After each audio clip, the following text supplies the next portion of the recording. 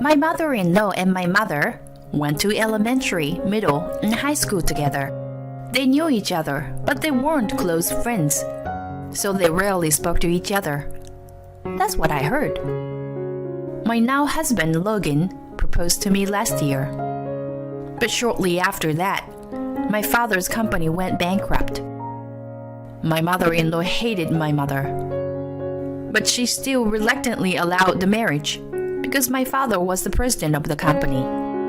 So as soon as she found out that my father's company went bankrupt, she came to my workplace and called me out while I was at work to say, "Marriage with a family with no money is a shame. Break up with my son, quickly." As usual, she treated my family as if we were poor. "You don't know anything. You'll regret it," I thought it to myself. Let me tell you a story about whose life suddenly turned into a nightmare.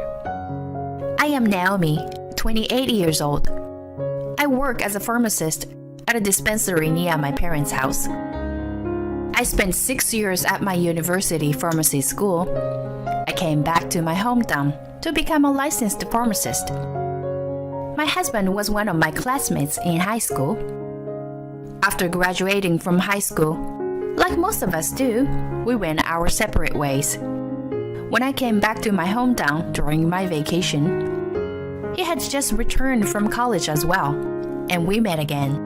We started dating. I had heard that my mother-in-law went to school with my mother, but I never had the chance to meet her.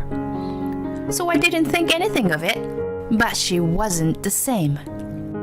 Few years after we started dating, he and I promised to spend the holidays together in our hometown. All of our good friends from high school were going to join us there. We decided to have a party for the first time in a long time. They were all curious and wanted to hear about me and Logan's relationship too. Logan offered to let us have a party at his parents' house. His parents' house was originally a landowner's house in this area, and it is what you might call a mansion. He used to say, "It's just a big house. It's too cold and I don't like it." But in reality, it was indeed a magnificent house. I was surprised at how spacious the entrance was. The entrance alone is bigger than my room. "Come on, everybody, get up here." When he saw that we had all been so overwhelmed by the size of the room, said so and welcomed us in. And to get to his room, we went down the hallway past several guest rooms, and then we went up the stairs to the second floor. He told me that he was allowed to use the whole second floor. His room was at the far end of the hallway.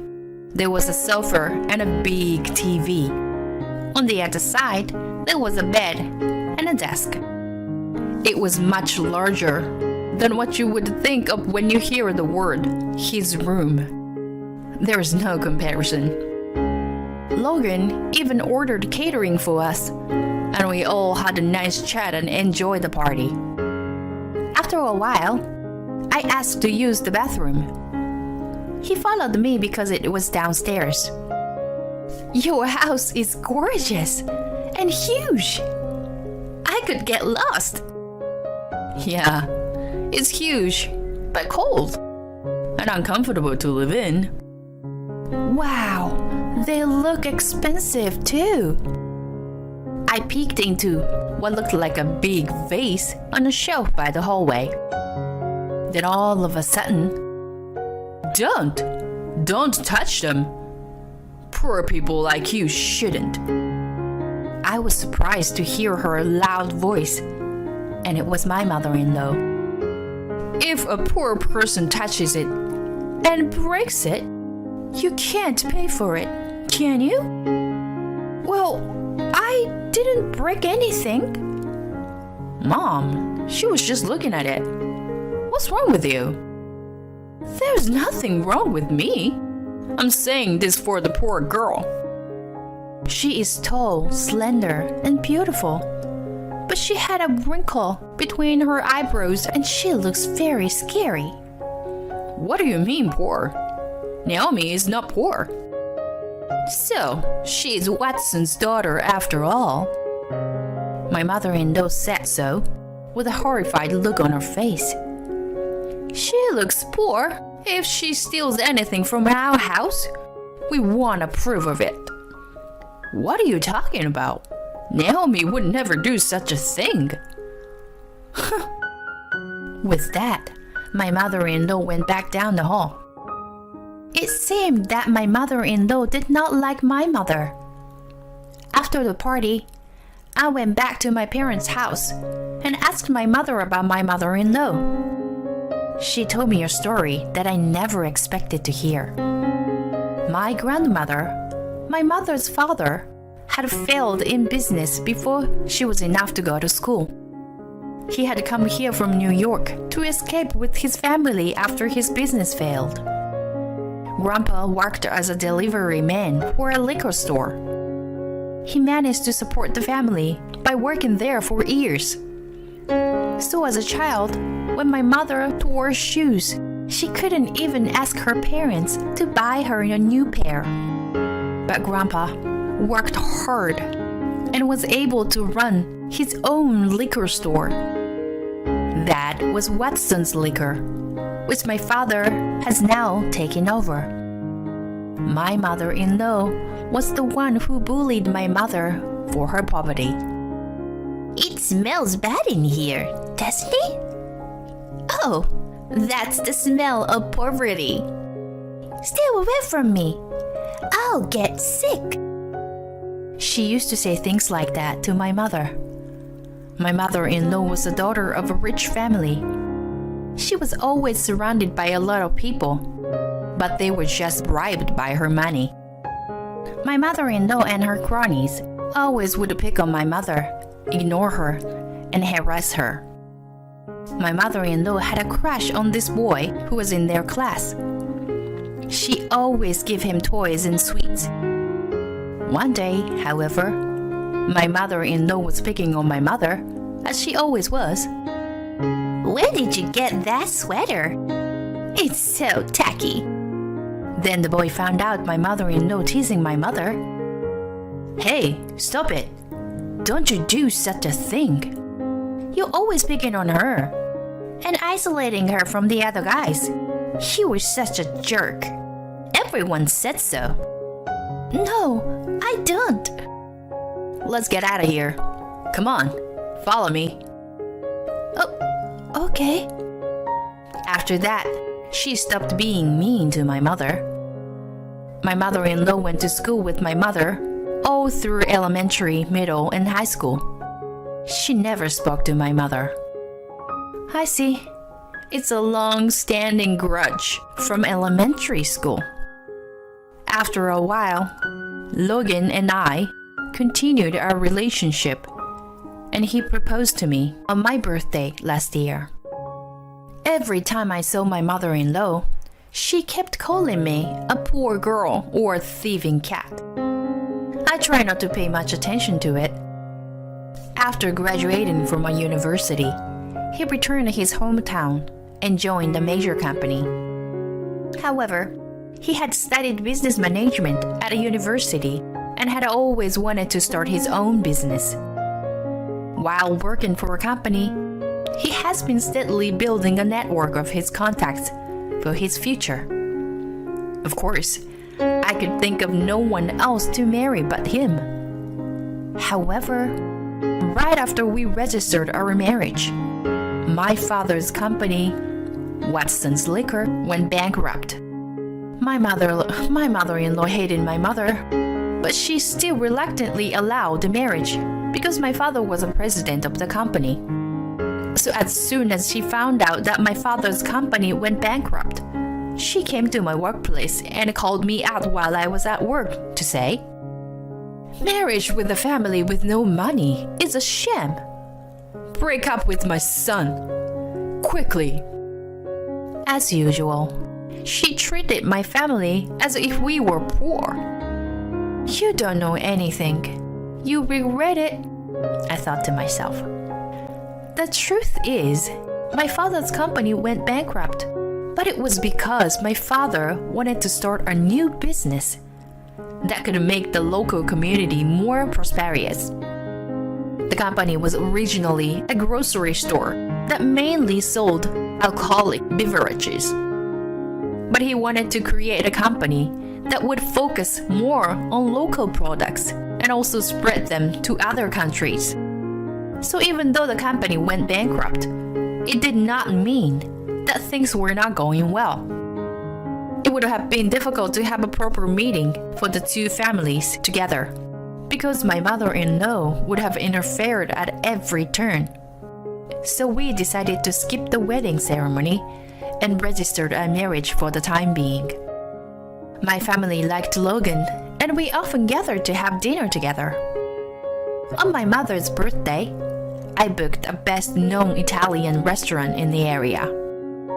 This was actually a plan that Logan and I came up with together. My mother and his mother would never see each other.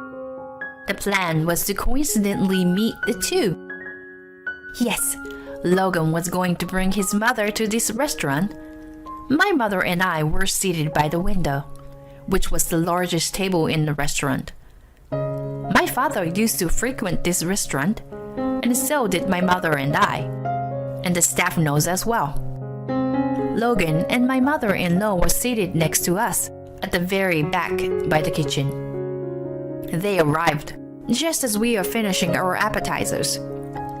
Naomi? Oh, hi, Mother. It's been a while. Oh, hi, Logan. Are you having dinner with your mother too? That's right. We heard this place is the best. My mother-in-law remained silent, but when they sat down, I've just remembered I have something to do. So just eat and get out of here. Please order the dishes that can be served the soonest. And as it was, I was having trouble making a connection to talk with her. Naomi, is this kind of a plan? Isn't it? What should I do? My mother asked me in a whisper. My mother-in-law hates us and still treats us like a poor people. So I thought it would be a good opportunity for us to talk and get to know each other. I told my mom the reason in a whisper. She said, "Okay, let me handle it," and walked over to Logan and my mother-in-law's table. We certainly hadn't been close since we were kids, but our children trust each other very much, and they made a great couple. I don't think it's right for us, as mothers, to get in their way by dwelling on things that happened a long time ago.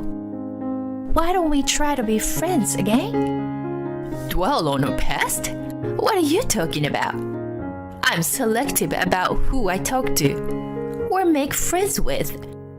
My friends are all decent people, including the wife of the president of the great Johns Hopkins Hospital and the wife of a lawyer.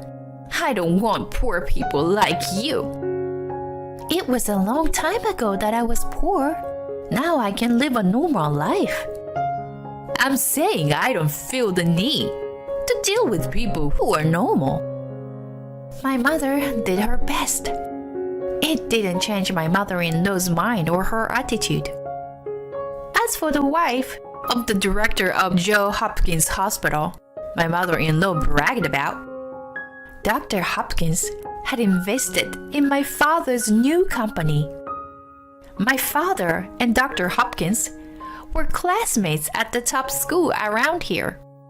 They were best friends and still go out for drinks together.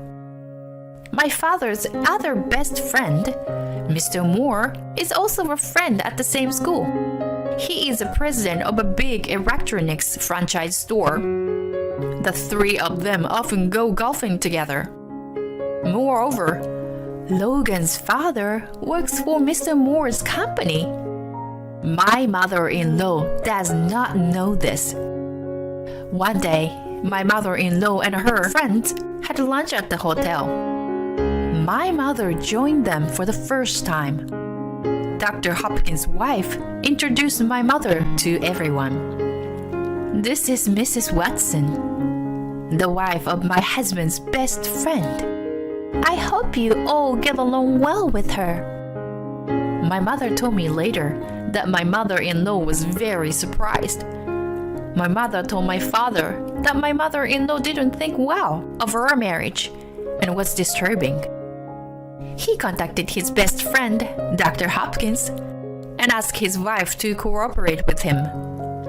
My mother-in-law, as expected, could not raise any objections right then and there. She was so proud of her friend, the wife of the president of the great Johns Hopkins Hospital.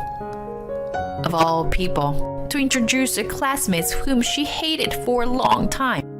My mother-in-law kept quiet that day, but there was no way she was just going to keep her mouth shut. She called each of the wives individually and gave them expensive gifts. She told them about my mother's past and made them hate her and exclude her from their circle of friends. And she gave the same expensive gifts to Mrs. Hopkins and said, I don't think it's good to get involved with such poor person.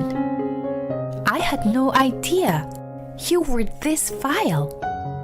I heard that you gave everyone gifts and spoke ill of Mrs. Watson, that you were asking them to exclude her from the group. No, I was just trying to make sure you weren't fooled. I was just trying to let you know the truth. We can no longer treat you as our friend. I will not be calling on you again. I'm sorry, but I have to say goodbye. My mother-in-law lost a friend she was proud of. One day, Mr. Moore invited Logan's father to play golf with him. He also invited his best friends, my father and Dr. Hopkins. And the four of them went golfing together, and they all have a great time like high school students. Wow, this was really fun. I'd love it if you would invite me again. Of course we will. Right, Doug? Sure, and I have a great time as well.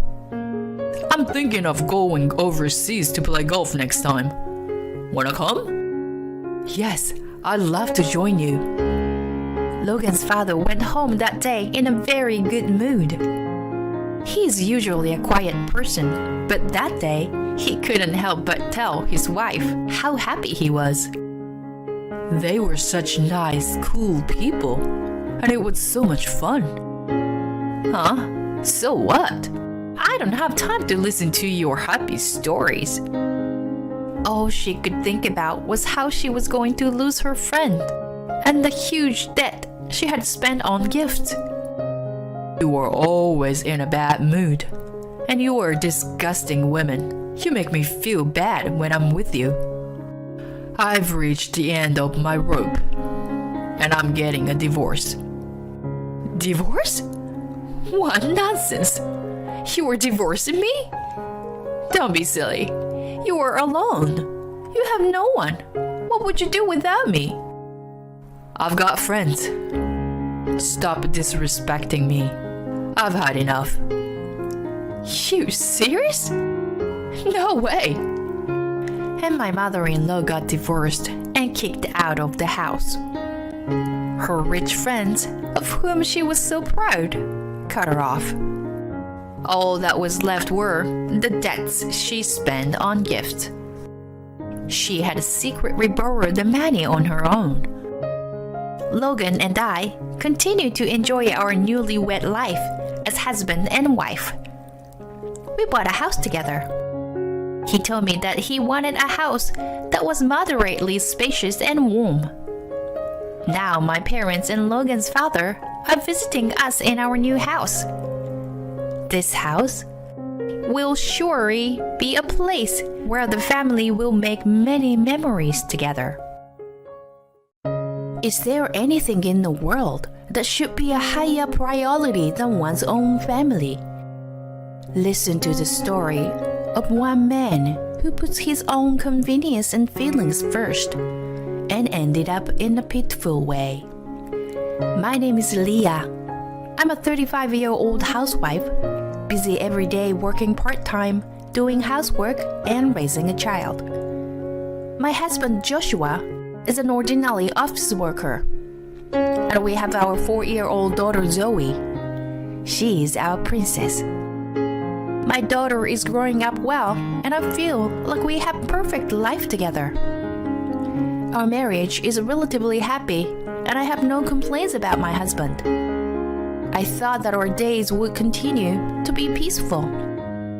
But my daily life was disrupted by a certain event. What? Your sister is pregnant? The news took me by surprise. Because my sister-in-law had always said that she would be single for the rest of her life, and that she would be devoted to her work. She was what you would call a career woman, and I secretly respected her for that. Congratulations! What's he like? Is there going to be a wedding soon? When I asked my husband, he looked at me like he was uncomfortable to answer. My sister's partner has a wife and kids. What? That's... Well, my sister was more passionate about it. She knew he has married for a long time and continued the relationship anyway. Then she found out she was pregnant and he ran away and disappeared. So she decided to have the baby alone. Oh, is that so? It's a lot to deal with, huh? To be honest, as a married woman, I was a bit uncomfortable that she would have a relationship with someone she knew to be married. But I decided to be happy for her pregnancy. So it seems that she's going to go back to her parents' house to raise her child. Even though my parents are still there, it must be a lot of work. I'm thinking of checking in on her until things settle down, you know. I understand his concerns for his unmarried sister who is going to have a baby. That's why I accepted my husband's proposal. Okay, let me know if there's anything I can do. Thanks, I appreciate it. You take care of Zoe for me, please. I guess my parents and I would be enough to deal with the situation. I was a little touched that my husband is a really kind person. I knew he was a good father. That's what I thought at the time. Time passed, and my sister-in-law gave birth to a healthy baby boy. His name was Aaron. I thought it'd be inconvenient for them that we visit right after the birth, so I decided to see the baby after things had settled down. But then I started to notice something strange in my husband. Hey, Mom, isn't Dad coming home today? Sorry, honey, he's busy right now. Let's be patient a little longer. I wish I could talk to Daddy. Zoe's words made my heart ache. My husband hasn't come home for days now. Since my sister-in-law gave birth, my husband only comes home about 2 days a week. The rest of the days, he spends at his parents' house. I accepted my husband's proposal, but I never imagined it would go this far. Hey, Joshua, I think this is a little too weird. You should come home a little more often. Zoe misses you. I called my husband and told him right away. But he said, What are you talking about? She has a baby now and it's the hardest time of her life. My husband got upset, saying I was selfish and handed the phone to his parents. Hello, Leah. I'm sorry, but we just had a newborn baby. If you have a child too, you would understand that, right? It's true. You know our daughter has no husband. Why don't you show a little compassion? Neither my parents-in-law nor my husband seem to think this situation is unusual. That a father comes home only 2 days a week. After that, I patiently continued to ask my husband for help. Then he said, Leah, I didn't know you were such a cold person. All right, I'll come home. And see, and he started coming home except on weekdays, but clearly he wasn't happy. I was angry at his attitude, but my daughter was so happy to see her daddy back that I swallowed my anger. Then one day, "Hey, where the hell are you?" I called my husband in a harsh tone. "Where am I? Of course I'm at my parents'." "What? It's Zoe's birthday today. I told you yesterday. Why don't you come home?" "What? Today is the day we are having dinner at my parents' house, you know. Besides, I have to bathe Aaron later." "Huh? Whose father are you?" By the time I raised my voice, the phone was already off the hook. My husband didn't come home that day after all. "I wonder, Daddy doesn't like me. I wish we could have had birthday cake together," Zoe murmured with a dejected look on her face. "Daddy's busy at work today, so let's eat cake with Mommy today, okay?" I almost cried myself as I watched my daughter's sad face as she puts the cake in her mouth, fighting back tears. "Whose father are you? What is with you and your sister?" "Well, it's..." "What? Is there something?" "No, it's not like that. It's just she's going through a lot, so I have to be there for her." "But your mom and dad are at home. Why do you need to be there too?" When I asked him about it, he just looked at me like I was the bad guy. I remember when my husband and I decided to get married, my sister-in-law said this to me. "I thought my brother loved me the most, but I'm glad he finally found the right person."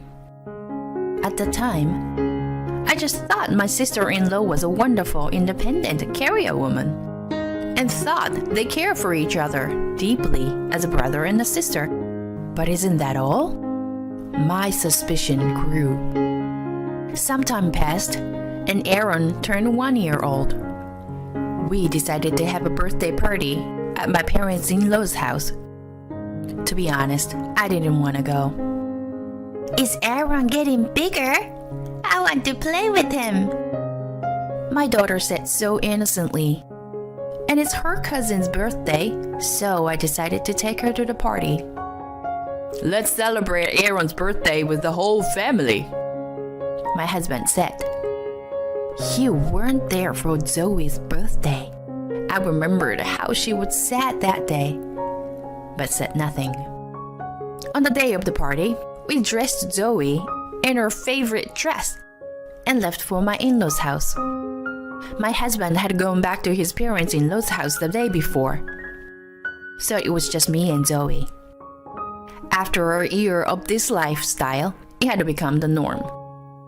My husband is away on a lot of business trips, and it feels like that. When we arrived at my parents-in-law's house, there was a lot of food, decorations, and presents for Aaron. We're all lined up. "Happy birthday, Aaron!" Zoe showed Aaron the presents and handed them to his mother, the sister-in-law. "Wow, Aaron, I'm so happy for you." Without a word of thanks, the sister-in-law walked right past Zoe. I got the impression that she has become a bit of a bad person. She didn't used to be like this. My daughter seemed a little hurt by her attitude, and I had a sore look on her face. At this point, I was in the mood to go home. Then my husband, who was already drunk, called my daughter and said, "Zoe, come here." Zoe felt happy to be called by her father and ran to him smiling. "Zoe is going to be Aaron's wife in the future, okay?" he said. "What the?"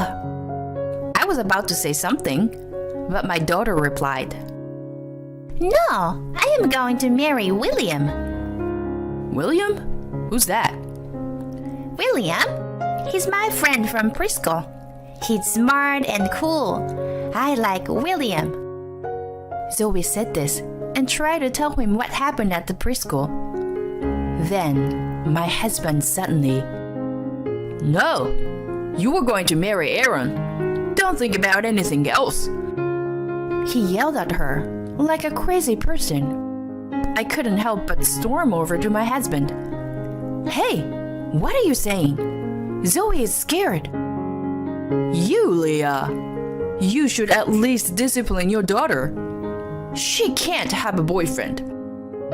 "I can't believe you'd say such a thing to your own daughter." Moreover, my sister-in-law said, "I'm looking forward to the wedding. Don't let Zoe go out with anyone." "Yeah, understood?" She wasn't joking. She looked serious. It was even creepier that my parents-in-law were laughing, as if they agreed with my sister-in-law. I can't take it anymore. I don't want to be in this place one more second. I couldn't help but raise my voice. "Don't be ridiculous. Zoe is a person, not a puppet."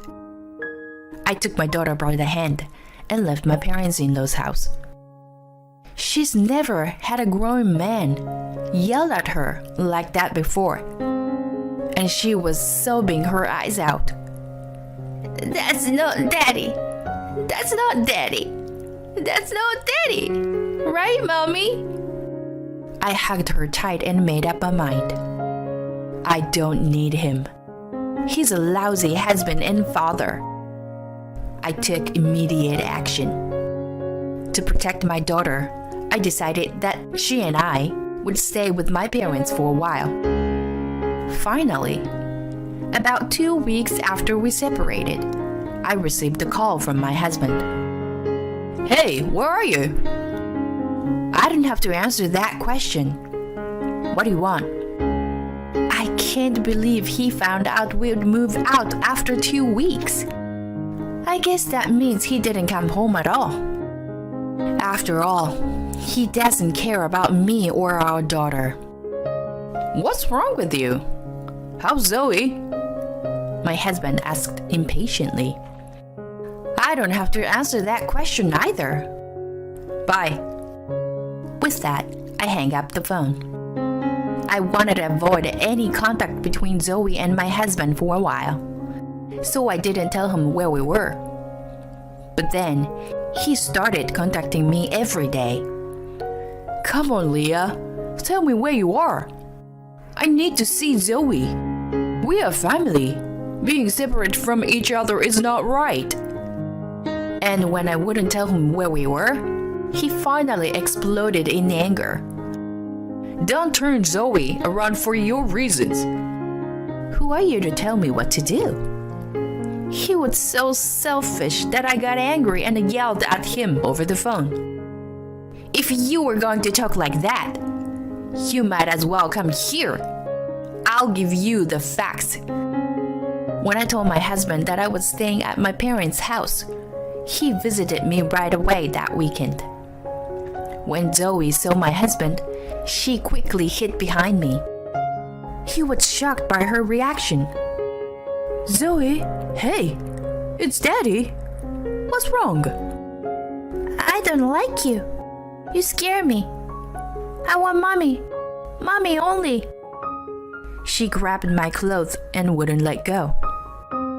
Deciding it was too dangerous to continue, I took my husband outside. "Zoe, why?" He's holding his head in his hands. "You see, it's not me who's rejecting you. It's Zoe. Of course she rejects you. After you yelled at her like that. No wonder she hates you. A father who never comes home and puts his nephew before her." "But I did it for my sister's sake."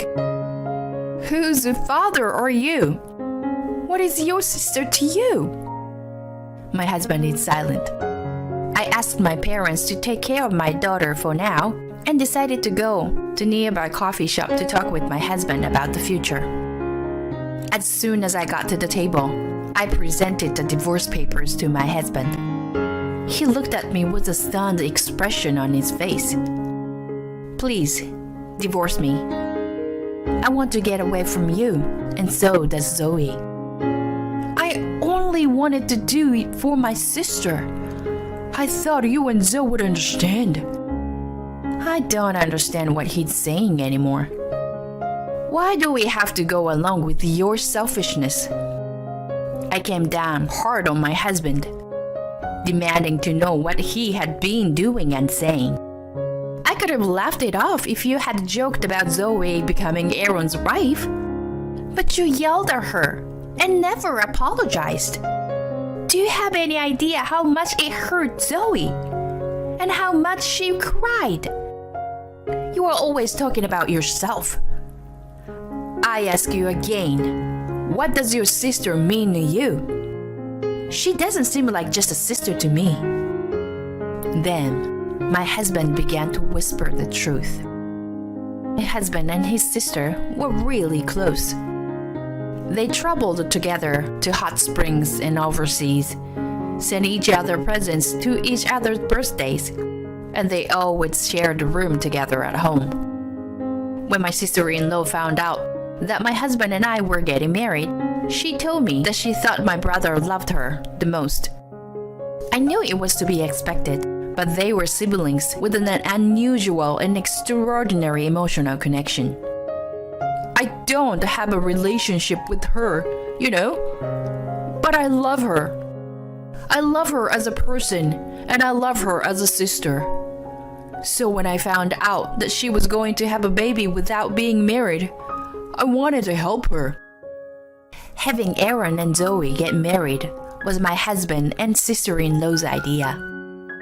If we can be together, then let our children get married. How horrifying. The reason behind the husband neglecting his wife and daughter. I see the whole picture now. Do you think I'm going to let you get away with it? I will never forgive you for your cruelty to Zoe. And how dare you can say family should be together? My husband kept his head down and said in a quiet voice, My sister is moving out soon. She's getting married. Huh? So you were just going to get lonely and try to make us a family again? That's not going to happen. My husband's immediate response was to hang on to me. Please, I'll be a good father from now on. I'll be a good husband. Please, Leah. He bowed his head. Give me a break. I don't trust you anymore. Zoe feels the same way. We don't trust your parents and your sister too. It's completely insane that people can smile so openly about what happened at the birthday party. Since then, Zoe has never been able to speak well to any adults outside of me and my parents. She just wanted to celebrate her cousin's birthday. You destroyed her innocent soul. I won't let you do it anymore, and I will never forgive you. I want a divorce. I'll get custody. I can't leave my daughter with you. What do you say? I've just completely cut off my husband's lifeline. Goodbye, I said coldly. I will do everything I can for my daughter. Always have and always will. I became a mother with the determination. After that, my husband and I divorced. I got custody of my daughter, and he's paying me monthly child support. After the divorce, he moved back in with his parents. I guess the separation from his daughter was very hard on him because he started missing a lot of work and eventually resigned. He is now unemployed and reckless. I know this because his parents are kind enough to tell me what's going on with him. Please give him a chance. He's Zoe's father after all. I'm not going back together with him. If I did, there's no point of getting a divorce. He had it all coming. It's not right for him to come crying to me now. There must be another reason why my husband is in such a miserable state, and and it's just not the divorce. My sister-in-law, with whom he has an unusual relationship, has moved out. By the way, my sister-in-law is married to the father of Aaron, the man she had an unfaithful relationship. He divorced his wife and remarried my sister-in-law, and were forced to pay his ex-wife a considerable amount of alimony. His sister is also in a difficult situation financially. Well, if she wanted to marry him, even if she had to pay the price, I guess that's fine. But I hear that their marriage is quickly deteriorating due to their financial difficulties. Money's tight, and the typical ending is near. As for me, I quit my part-time job after the divorce and got a full-time job. I'm raising my daughter with the help of my parents. Just knowing that my daughter is happy and enjoying her life makes me, her mother, happy. I'm glad I had her, and I'm grateful to my ex-husband for giving me this child. On my birthday, Zoe baked a cake with my mother and wrote me a letter. Thank you for everything, Mom. You make me so proud of you. I love you. My daughter hugs me. Thank you. I love you too, Zoe. I would do anything for her. I would overcome anything.